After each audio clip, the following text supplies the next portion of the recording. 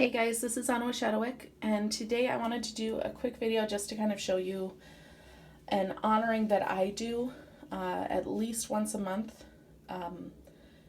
to connect to self-love, healing in honor of the goddess Aphrodite.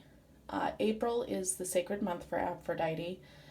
The 4th, I know if you look up her sacred numbers, I've seen 6, I've seen 5, I've seen 9, but I can't remember where it was I read it or when it hit me.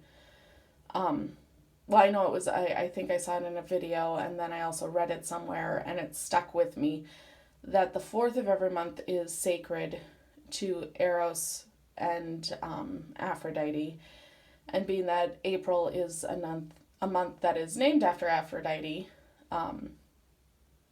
in some belief structures, I really connect to her energy on the 4th of April.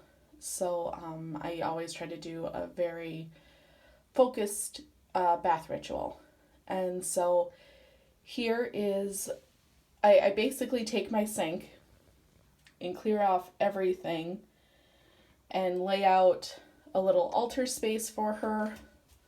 It kind of connects over here too with her picture, and lay out all the items that I need for the bath ritual. I have a fairly small bathroom, so it kind of is what it is. Sometimes, something that I don't think people take into consideration with ritual is there's no wrong way to do it. You can just light a candle and there you go. It's about the intent that you have behind it. There are times when I wake up and it's time for a bath ritual and I'm like, okay, I need to lay out stones all along the bath. I need to have little tea lights all along the bath. The only candles I'm going to use are candles that I've made. And then there are other times when it's like, you know what? I'm just going to take this candle that I got at Bath & Body Works and light it, and we're going to be good. So it always kind of changes and is different. The one thing that I personally always try to incorporate, especially on ones that I am dedicating to Aphrodite or trying to connect to her energies, are a little altar space that includes each of the elements that I connect to her. So we've got, we should start with Earth, Anna Carol. So we have this Himalayan salt lamp, which does not have the salt lamp part anymore. It's still a salt, Himalayan salt, but it doesn't have the little lamp part in it anymore. I believe it was connected to like a thing I had on my desk, and then I realized, it's a great little piece just to have in the bathroom.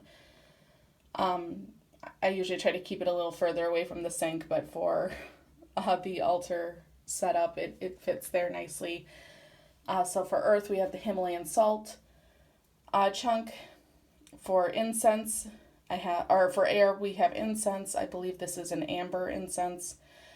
Amber, I do connect to Aphrodite not only for its healing and positivity, but it also, for me at least, connects to kind of the more sensual side and of self-love, like looking at yourself not only as a beautiful person, but also a sensual person, and kind of reminding yourself of that power that you have within.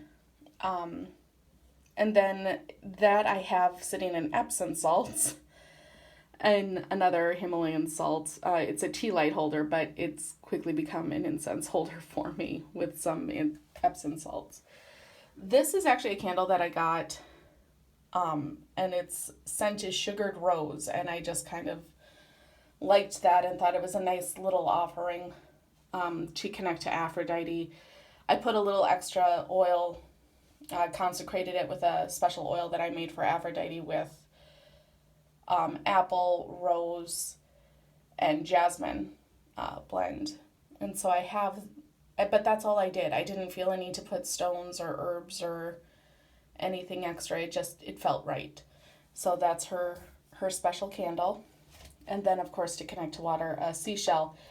I actually bought this in Duluth, and my daughter took it and painted it this kind of blue turquoise color. It kind of ran throughout all of the seashell.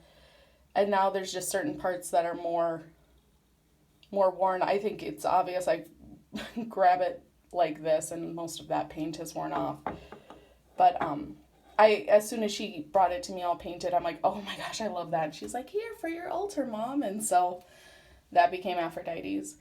And then this is actually a dove, a ceramic dove that I actually recently got from my Grandma Marie's.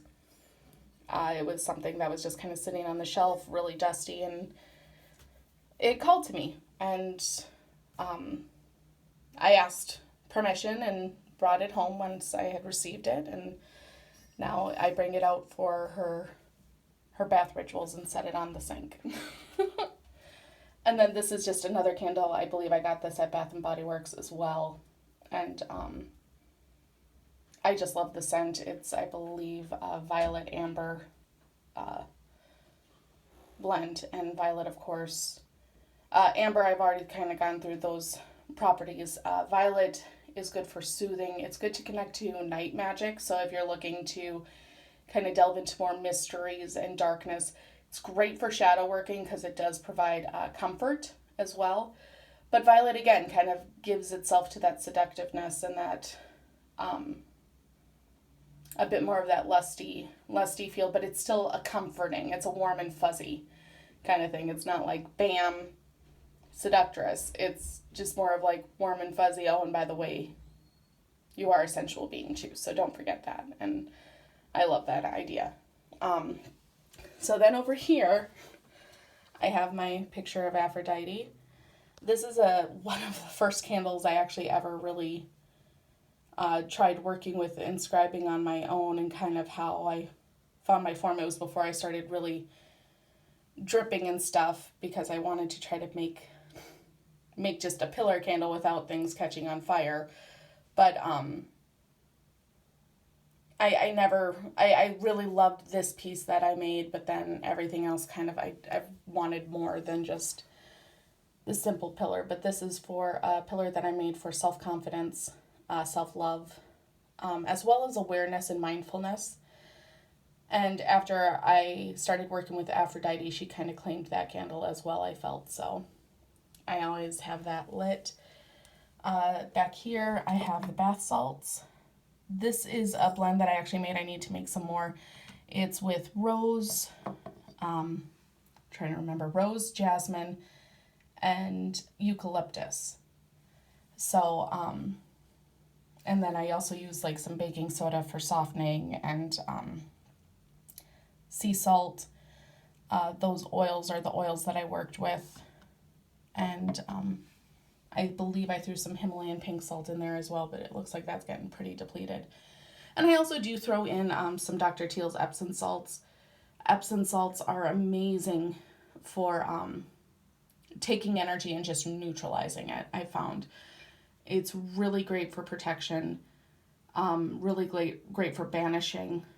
And you can just buy it at your local store. There's never a need to go out and spend a ton of money on some ritually made item. I mean, certainly if you feel called to do that and you have the money to do that, by all means do that. I know I love ritually made items. Mooncrafted Essentials has some amazing bath potions, which I love using. I need to buy more right now. But I do make my own as well, because sometimes, especially for things that are connected to the deities I work with, I feel like I need to, as a dedication to them. But there have been plenty of times when I'm out of my mooncrafted bath potions and I don't really feel called to use anything that I've made for Aphrodite or Carnunos or any other energies that I really work with in bath ritual form. So I just grab the Dr. Teal's that I keep under my sink and toss that in, and there you go, and you're good. This is another candle I got at Bath & Body. It's rose water and ivy. Rose, of course, very much connects to Aphrodite. And I like the idea of ivy. Aphrodite is definitely a water energy, but I find she also can be a very grounded energy, which some people might not agree with me on, but she really helps me focus on my role as a mother and kind of connecting to that energy more, because my maternal instinct has not always been the greatest, and she's really helped me through some shadows regarding that. And so for that, I also do connect her to earth. So the mix of rose water and ivy I thought was really nice. This is actually a wine glass that I had painted the Egyptian lotus on. Lotus, I very much, again, connect to Aphrodite, even though it's Egyptian. It's not, a Greek depiction of a lotus per se, but I still very much connected to her. And in there I've got some Riesling white wine as an offering to her. And then here I have a bath bomb. Bath bomb that I bought at the dollar store. It is vanilla and strawberry for love, renewal of energy, beauty. This is a bath oil that I had made. As it gets all over, I keep forgetting that top is not the greatest. It has, again, it kind of pairs with the salt. It's jasmine, eucalyptus, and rose oil. And I believe I do have some lavender as well in there. Then this is a piece of soap. I believe the company that makes it is called Soapworks, based out of New York. My friend's mom actually got me this for Christmas. And it seriously looks like a big, beautiful stone, but it is soap. And this is jade, and jade, of course, is a great stone for healing, self-love, love in general, understanding, compassion, great for comfort with shadow working, and very much a stone I connect to, Aphrodite. And then over here, I have my bubble bath. Again, dollar store. There's no reason, if things are tight or you don't know where to go or what to do, go to your corner store, see what they've got, whatever calls to you, go for it. Japanese blossom, I would assume is cherry blossom, and cherry is very much a scent and a fruit that I connect to Aphrodite as well. So, I have all the items. This is kind of my charging side, all the items that are going to be used in the bath or set as offering to Aphrodite. I have kind of on this side, and then I've got her altar over here.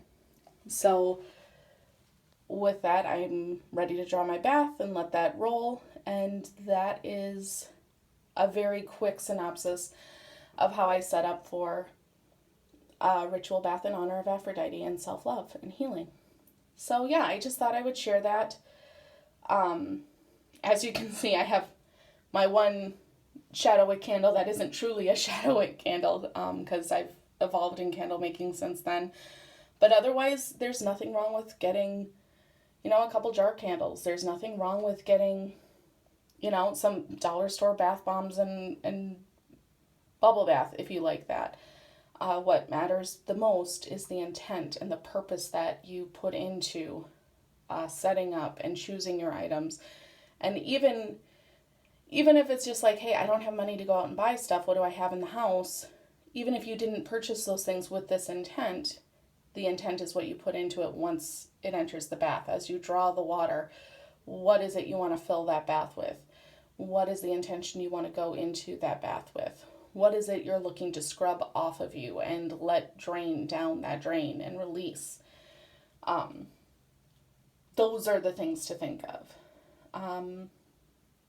Not necessarily, I have to buy a ton of pretty things. I love pretty things, so I'm all about it. But if I know for a long time, I kind of thought, I can't be doing this right because I don't have all the bells and whistles, and I've got the candles because I do this, but other than that, I don't have the beautiful stones, and I don't have the specialized lotions and oils and all that stuff.